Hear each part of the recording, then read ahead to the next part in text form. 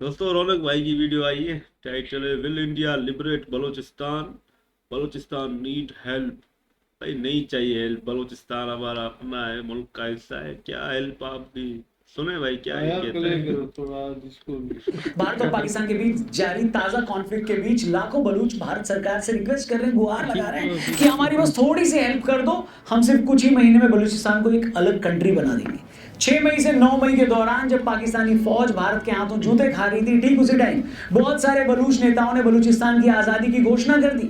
Baloch journalist Mir यार बलूच भारत से बोल रहे हैं कि हमें भारत में अपनी एक एम्बेसी खोलने दो। वो यूएन को बोल रहे हैं कि पाकिस्तानी फौज को बोलो कि अपने सारे हथियार और हमारी प्रॉपर्टीज छोड़कर आज ही यहां से चली जाए। हैरानी की बात यह है कि जब पूरा पाकिस्तान भारत से हारने के बाद भी झूठी जीत का जश्न मना रहा है, बलूचिस्तान के लोग खुलकर भारत को अपना सपोर्ट दे रहे हैं। आप चाहे जितने बिलियन डॉलर्स खर्च करें, लेकिन वो खूनख्वारी जो आपने बलूचिस्तान के गरीब मोहल्लों में की उसको नहीं छुपा सकते। आप ये तस्वीरें देखिए, किस तरह एक आम बलूच भारत के झंडे लेकर खड़ा है। टीवी में भारतीय फौज की पीसी देखकर एक छोटी बच्ची वहां सल्यूट कर रही है। अगर आपने ट्विटर के स्पेस सुने होंगे तो वहां बलूच नौजवान खुलकर भारत को सपोर्ट कर रहे हैं और पंजाबी पाकिस्तानी फौज को गाली दे रहे हैं। ये लोग भारत से बार बार बस यही गुहार लगा रहे हैं कि आप बस हमारी थोड़ी सी हेल्प कर दो, हम इस जिहादी पाकिस्तानी पंजाबी फौज को कुछ दिनों में बलूचिस्तान से भगा देंगे।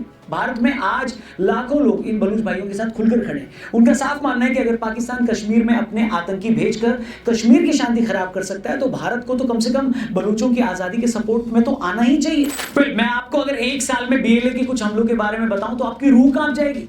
6 मई को जिस दिन भारत ने पाकिस्तान में घुसकर 9 आतंकी ठिकाने तबाह किए थे, उसी दिन बीएलए के लड़ाकों ने बलूचिस्तान के कच्ची डिस्ट्रिक्ट में आईईडी विस्फोट करके पाकिस्तानी फौज के 7 बंदों को जहन्नुम में ट्रांसपोर्ट कर दिया। इसके ठीक 2 दिन बाद इसी कच्ची में एक और आईईडी विस्फोट में पाक फौज के 14 फौजी मारे गए। इससे पहले मार्च के महीने में बीएलए के लोगों ने पंजाब से आ रही एक पूरी की पूरी गाड़ी जाफर एक्सप्रेस को ही हाईजैक कर लिया था। उस वक्त 200 से ज्यादा लोगों को बंधक बनाया गया था। तब इन लोगों की मांग थी कि पाक फौज ने जिन मासूम बलूचों को अपने कब्जे में ले रखा है वो उन्हें फौरन छोड़ दे।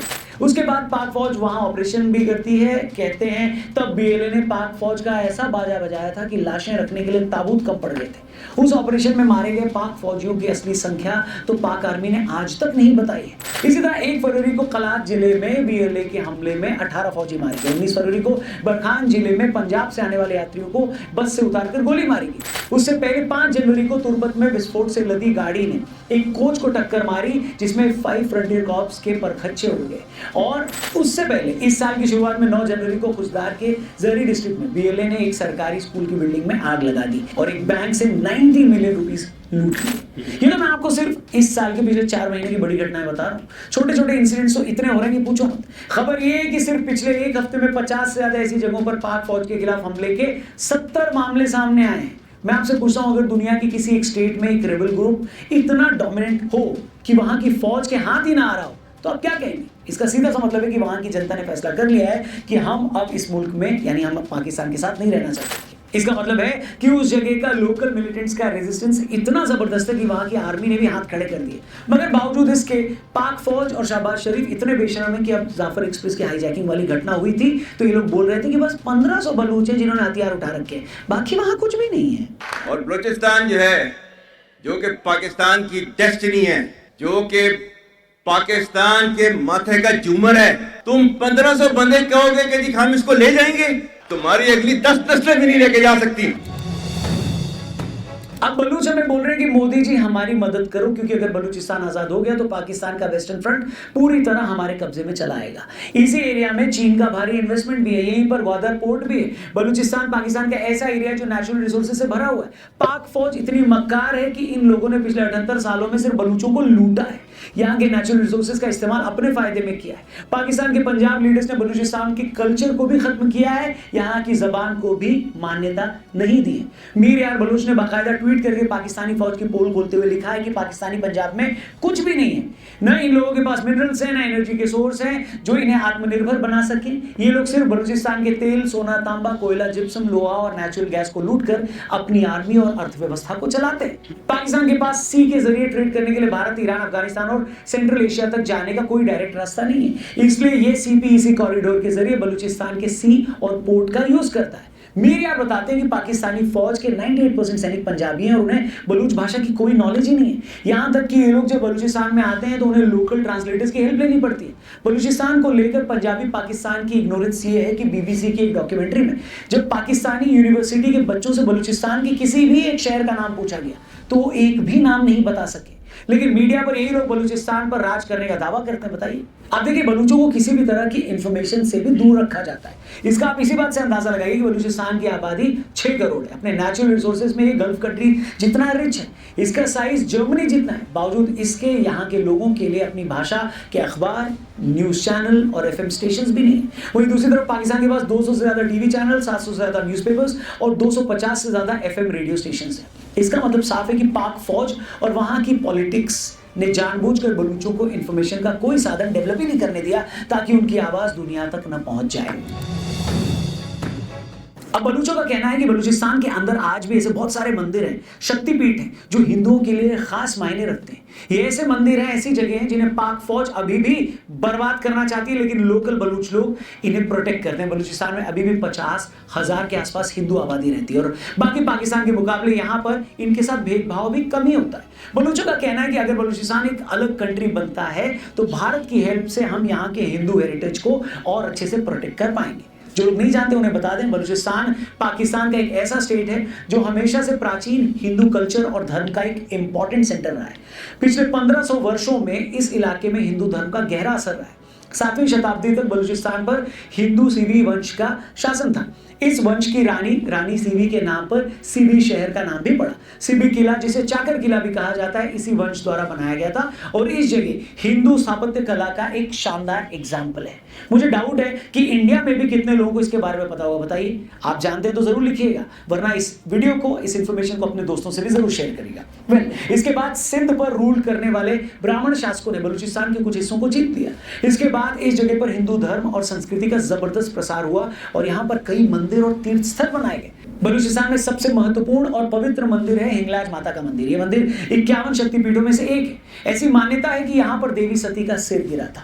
यह मंदिर एक प्राकृतिक गुफा में मौजूद है जहाँ देवी की कोई मानव निर्मित मूर्ति नहीं है, बल्कि एक नेचुरल पत्थर को सिंदूर से सजाकर पूजा जाता है। हिंगलाज माता मंदिर के अलावा यहाँ पर गणेश देवता मंदिर, माता काली मंदिर, गुरु गोरखनाथ की धूनी, ब्रह्मकुंड, तीरकुंड और चंद्रगुप्त नामक मिट्टी के ज्वालामुखी हैं जो हिंदुओं के लिए बहुत ही खास माने जाते हैं। इसके अलावा बलूचिस्तान के क्वेटा में सिद्ध पानीनाथ मंदिर और कालात का काली मंदिर भी है जिसकी बहुत मान्यता है।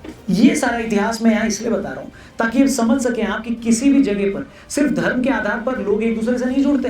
हर जगह का एक कल्चर, एक इतिहास भी होता है।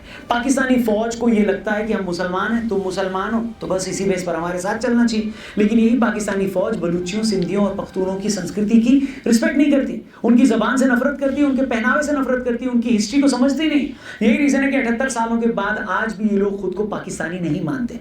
बहुत गहराई में ये लोग पाकिस्तान से ज्यादा भारत से कनेक्टेड फील करते हैं क्योंकि ये अपनी जड़ों को, अपने रूट्स को समझते हैं। लेकिन पंजाबी पाकिस्तानी फौज नहीं समझती। सच तो ये है कि बलूची लोग कभी पाकिस्तान के साथ जाना भी नहीं चाहते थे, लेकिन पाकिस्तान ने जबरदस्ती इनको अपने साथ मिला लिया। आइए आपको इसकी हिस्ट्री भी बता देता हूं। पाकिस्तान ने बलूचिस्तान को अपने साथ जबरदस्ती और पॉलिटिक्स करके मिलाया था। इसकी हिस्ट्री थोड़ी कॉम्प्लिकेटेड है, लेकिन मैं आपको मेन पॉइंट समझा देता हूं। ये तो हम सभी जानते हैं कि बलूचिस्तान भी पहले ब्रिटिश इंडिया का हिस्सा था, लेकिन ये एक सेमी ऑटोनॉमस रियासत थी जिसका नाम था खान ऑफ कलात। 1947 में भारत पाकिस्तान के बंटवारे के बाद बलूचिस्तान एक इंडिपेंडेंट देश बनना चाहता था या भारत के साथ मिलना चाहता था। 11 अगस्त 1947 को खान ऑफ कलात अहमद यार खान ने पाकिस्तान से अलग होकर खुद को एक अलग देश घोषित कर दिया था। पाकिस्तान ने भी शुरू में इसे मान्यता दे दी थी, लेकिन बाद में धोखे से अपने कब्जे में इसे ले लिया। 27 मार्च 1948 पाकिस्तान ने खान ऑफ कलात पर दबाव डालकर उनसे इंस्ट्रूमेंट ऑफ एक्सेशन पर साइन करवा ली। कई बलूच लीडर्स ने इसका विरोध किया जबरदस्ती, लेकिन पाकिस्तान ने इस पर कब्जा बनाए रखा। लेकिन पाकिस्तान माना नहीं। इसी के बाद से बलूच आंदोलन की दोस्तों शुरुआत हो गई। इसके बाद से बलूच विद्रोह की शुरुआत हुई जो आज तक किसी न किसी फॉर्म में हम सब देख रहे हैं। बलूचिस्तान पाकिस्तान का सबसे बड़ा प्रोविंस यानी प्रांत है एरिया के हिसाब से, लेकिन यहाँ के लोगों की कई डिकेड से कई सीरियस शिकायतें रही हैं। बलूचिस्तान में चल रहा जो ये आज़ादी का संघर्ष है, ये सिर्फ कोई रिसेंट विद्रोह नहीं है, बल्कि 1948 में जबरन पाकिस्तान में शामिल किए जाने के बाद से लगातार चला आ रहा है और एक जलता हुआ आंदोलन है। वहाँ के एक्टिविस्ट को गायब किया जाने लगा। जो भी आज़ादी की बात करता था उसे रॉ या भारत का एजेंट बताया जाता था। लोगों को घर से उठा लिया गया, उन्हें टॉर्चर किया गया, गायब कर दिया गया। मार तक दिया गया। इसके बाद 1948 में बलूचिस्तान की आजादी के लिए प्रिंस अब्दुल करीम ने पहला आंदोलन किया। फिर इसी तरह के आंदोलन 1958, 62 और 1973 से 1977 तक कई बार हुए और हर बार ऐसे आंदोलनों को पाकिस्तान की सेना ने बेरहमी से कुचल दिया। 2005 में जब जनरल मुशर्रफ पाकिस्तान की सत्ता पर काबिज थे, उस टाइम पर बलूचों पर बड़े जुल्म ढाए गए। उस आंदोलन को इतनी बुरी तरह कुचलने की कोशिश की गई जितना आज तक कभी किसी आंदोलन को नहीं दबाया गया।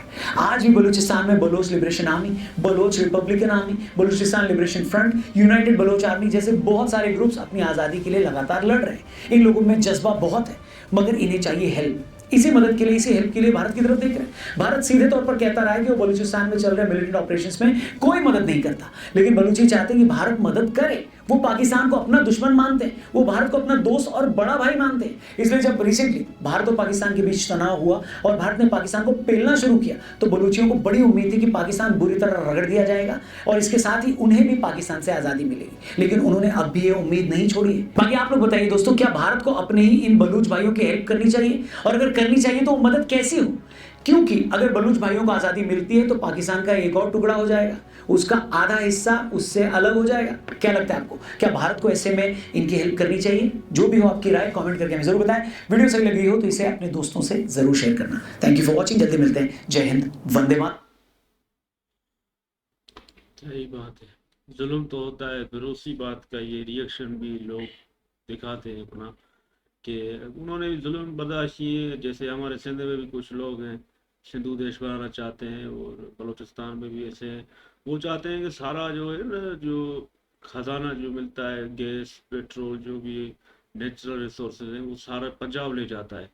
तो ये पंजाब वाले जो है ना, वो अपने मतलब सूबे की तरक्की देख रहे हैं, मुल्क के जो बाकी सूबे हैं स्टेट्स, उनको वो नहीं मतलब ध्यान देते। तो इस वजह से फिर ये लोग गुस्सा आएंगे, भाई हमें हमारे खजाने ले जाते हो, हमारे लिए काम नहीं करते हो और पंजाब को देते हो, हर चीज़ पंजाबी ले जाते हैं। तो इसका ये गुस्सा है और बर्दाश्त करके करके आज वो ऐसा कह रहे हैं कि हमें अलग करो, और इंडिया को कह रहे हैं, उन्हें लगता है कि इंडिया पाकिस्तान से नफरत करता है तो इसलिए हमें सपोर्ट मिलेगी और हम अलग हो जाएंगे। लेकिन मुझे नहीं लगता ऐसा होगा। ऐसा होने के लिए फिर भाई बड़ी जंगें हो जाएंगी, नहीं होगा। लेकिन अगर हमारे जो सियासतदान है इनको हक दे बलूचिस्तान को और सिंध को, पश्तूनों को ना, फिर अमन हो जाएगा। बिल्कुल भाई, सबको बराबर हक दिया जाए ना। जो उनका जखीरा है वो उनके ऊपर लगाओ ना भाई। आप पंजाब की तरफ लेके जाते हो कोयला, गैस, भाई साहब पेट्रोल, ऑयल, हर चीज भाई बलूचिस्तान से निकल रही है पहाड़ों से। वो पंजाबी बस कहते हैं हमें दे दो, पानी भी सिंध से कहते हैं हमें दे दो। भाई आपको तो भाई पेट ही नहीं भरता पंजाबियों का, तो भाई सब कुछ चाहिए। तो ये बलूचिस्तान वाले भाई भी भाई अभी आवाज उठा रहे हैं, हमें छोड़ दो यार, हमारी जान बस। वो अभी तभी तो कहते हैं हमें अलग चाहिए। अलग तो भाई जो हमारे जितने भी खजान है ना, वो उन्हीं को लोगों को मिले तो कोई भी अलग नहीं होगा। बाकी जो खा जाते हैं ये तो पॉलिटिक्स का हिस्सा है भाई, वो तो पूरा राक्षस बने बने। बाकी ये भाई साहब जो आया है तो ये बड़ा उधर से ज्ञान दे रहा है, तो हिंदुस्तान से ये बता रहा है, तो भाई बलूचिस्तान वाले आपको बोल रहे हैं तो आओ हमारे हेल्प करो। भाई तो आप तो ये खुलेआम बता रहे हो, आपको तो पूरे टेररिस्ट तो आप ही हो, सीधी सीधी बात है ना। सारा जो काम करते हो वो आप ही कराते हो बलूचिस्तान में, जो तो सीधी बात है। हमारा जो अमन है वो उसको तो आप तबाह करते हो, हर चीज को। बलोच कभी भी नहीं चाहेगा मेरी जान, आप ऐसे बोलते रहते हो, ख्वाबों में रहे हो भाई। हम पाकिस्तानी है, हम अपनी ही आवाम को जानते हैं, वो आपको ही चूरन खिला रहे हैं। आओगे ना आपको ही समझ दो ना, आपके यहाँ कितने सारे मसाइल है, वो पहले अपने मसाइल को थोड़ा सुलझाओ। खालिस्तान वाले देखो वो चिल्ला रहे हैं, वो बिहार वाले चिल्ला रहे हैं, पहले उनको सीधा करो ना भाई। आए हो इधर, हम पाकिस्तानी आपस में लड़ते हैं, बीच में आप आए हो, ऐसा नहीं करो। आओ आप एक मरतबा बलूचिस्तान में थोड़ा विजिट करो तो आपको पता चले। एक मरतबा आ जाओ बलूचिस्तान में। हाँ, ये वाला भाई तो भाई बता रहा है, तो बलूचिस्तान में मंदिर भी है पुराने, मंदिर के बहाने बलूचिस्तान वाले लूटेंगे इंडिया को। भाई आ जाओ, मंदिर नहीं आ जाओ, ये पुराना है, आ जाओ इस पे हाथ चढ़ाओ, ये लूटेंगे बलूचिस्तान। मंदिर तो पुराने ही है, पूरे पाकिस्तान में लगे बड़े भाई। हिंदू है यहाँ पर, मेला भी होता है हमारे यहाँ सिंध में, बड़े मेले होते हैं हिंदुओं के, काली माता के, ये झूलेलाल होली होती है। झूलेलाल हर चीज में खुलेआम हमारे यहाँ हिंदू घूमते रहते, आप बोलते हो यहाँ पर हिंदू को तकलीफ है, भाई ऐसा नहीं है। मैं गया हुआ हूँ ये हिंगलाज में भी, जो आपका मंदिर है ना उधर बलूचिस्तान में समंदर के किनारे, वो भी मैंने देखा है। हाँ बलूचिस्तान में तो बड़े होशियार है, नहीं जाना। बलोच भाई किसी को भी नहीं कहते, वो रिस्पेक्ट करते सबकी। बाकी जो हक है उसके तो हम आपस में ही लड़ रहे हैं। हमारे यहाँ पानी बंद हुआ था, हम आपस में आंदोलन कर रहे थे, बीच में आप आ गए हो तो आपको पता है ना बाबा। हाँ ये बात तो सही है, वकाला की तो बड़ी लंबी कहानी है, नहीं सुना पा रहे ना हम। बिल्कुल भाई, 100 बात की एक बात भाई, मसले हर जगह। इंडिया में भी एक खालिस्तानी, एक मणिपुर का भी इशू चल रहा था, वहाँ भी कुछ लोग चाहते थे आज़ादी मिले। और भी बहुत सारी जगह है, तमिल वाले भी कहते हैं भाई हम अलग है, हिंदी नहीं बोलेंगे। और भी बहुत सारी जगह है, तो मसले हर जगह पर है। बस इनको जो लोग चाहते हैं ना भाई, उनकी सुने तो फिर अमन हो जाएगा। लोगों की बात सुने तो कुछ चेंजिंग आएगी। बाकी ये रौनक भाई तो सीधा कह रहा है कि अलग करेंगे बलोचिस्तान। मेजर को भी हमने सुना है, मेजर गौरवरिया, वो भी अक्सर ऐसी नेगेटिव बातें करते हैं कि बलोचिस्तान एक दिन अलग होगा, लेकिन मुश्किल है। जैसे जनरल आसिमुद्दीन ने बोला 10 नस्लें लग जाएगी लेकिन इनको आज़ाद नहीं करेंगे भाई। 15-16 हो गए वहाँ पे कोई। तो बस हम चाहेंगे उनको जो भी उनके डिमांड्स है ना पूरी करें, और फिर देखना कैसे अमन हो जाता है।